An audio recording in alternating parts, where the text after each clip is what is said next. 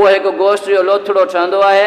सुम यकून मुज़ग़तन मिस्ल ज़ालिक, वरी 40 ॾींहं गुज़रण खां पोइ उन गोश्त जो जेको लोथड़ो हूंदो आहे उन जे अंदरि अल्लाह साईं हॾियूं पैदा कंदो आहे, पोइ उन खे सूरत इंसानी ॾींदो आहे, पोइ उन खे ख़ूबसूरत नक, ख़ूबसूरत अखियूं, ख़ूबसूरत शक्ल ॾेई करे ऐं पोइ उन जे मथां गोश्त चाढ़े करे, खिल चाढ़े करे हुनखे तयारु करे 9 महीना माउ जे पेट जे अंदरि रहाए करे जेको माउ जो हैज़ आहे इन खे रहम जी हालत खां छिके करे हिकु नाफ़ जे ज़रिए खां इंसान खे ग़िज़ा ॾींदो आहे।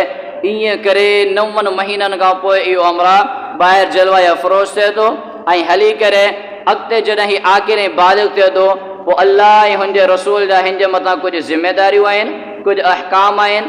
उहे अहकाम हिन जे तरफ़ मुतवजे थियनि था। हिन मिसाल खे तव्हां ईअं सम्झो, हिकिड़ो ॿारु आहे, पीउ वटि पैदा थिए थो, पीउ हुनजी परवरिश करे थो, नंढड़ो आहे, हुनखे पियो खाराए, पियो प्याराए, हुनखे सार संभाल लही करे पंहिंजे कुलनि ते घुमाए सभु कुझु ॾेखारे थो। हुन सां फ़िलहाल कोई मुतालबो कोन्हे।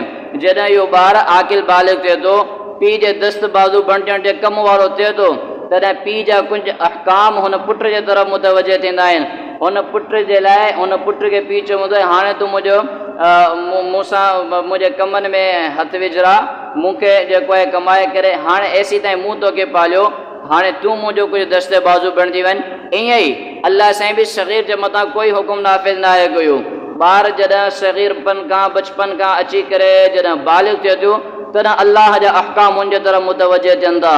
मुंहिंजा मुहतरम दोस्तो, दुनिया जे अंदरि काई शइ बेकार कान्हे ऐं अल्लाह साईं थो फ़रमाए 18,000 मख़लूक़ात, ये सभु मख़लूक़ूं, सभ खां मुअज़्ज़ज़ मख़लूक़ फ़रिश्तनि जी साबिर रात ॾींहुं हज़रत इंसान जे कम ऐं ख़िदमत में मशग़ूल आहिनि।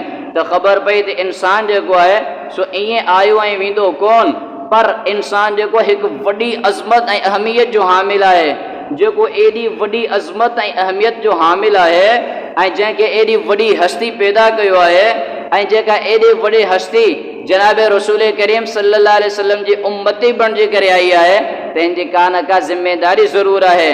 उहा ज़िम्मेदारी कहिड़ी आहे? ज़िम्मेदारी सफ़ा आसान, क़ुरान मजीद जो वरक़ वरक़, क़ुरान मजीद जो सफ़ो सफ़ो, क़ुरान मजीद जी सतर सतर, क़ुरान मजीद जो अखर अखर तव्हांखे मूंखे दावत फ़िक्र ॾिए थो त जंहिं अल्लाह साईं तव्हांखे पैदा कयो हुनजा अहकाम कुझु तव्हांजे तरफ़ मुतवजे थियनि था। हुनजा अहकाम इहे आहिनि त मुंहिंजा पाना ॾींहं जे अंदरि 5 टाइम तुंहिंजे मथां निमाज़ फ़र्ज़ कई आहे। कंहिं बि सूरत में, कंहिं बि हालत में तोखे निमाज़ छॾणी कान्हे। मूं एतिरा तुंहिंजे मथां इनाम कया, अञा पियो कयां मरण जे टाइम ताईं, अञा पियो कयां मरण जे टाइम ताईं कंदो रहंदुसि। पर तूं सां सिर्फ़ु मुंहिंजो मुतालबो इहो आहे, तूं 5 वक़्त बाद जमात नमाज़ पढ़। क़यामत जॾहिं अहिड़ो मरहलो हूंदो, हर उम्मती परेशान, हर आम परेशान, हर ख़ास परेशान, अंबिया परेशान, सहाबा परेशान, सभु परेशान हूंदा। मरहलो अहिड़ो हूंदो, सख़्तु मरहलो, जंहिंखे अल्लाह साईं सूरतुल हज जे अंदरि हीअं बयानु कयो आहे त अहिड़ो सख़्तु मरहलो त हुन टाइम में जेके माऊं पंहिंजे ॿारनि खे खीर पीआरींदियूं सो खीर पीआरण हुननि खां विसरी वेंदो। अहिड़ो सख़्तु मरहलो, जिन माउनि जे पेट जे अंदरि ॿारड़ा हूंदा से पंहिंजे ॿारनि खे किराए विझंदा। एतिरो सख़्तु मरहलो, उन मरहले में अंबिया बि परेशान।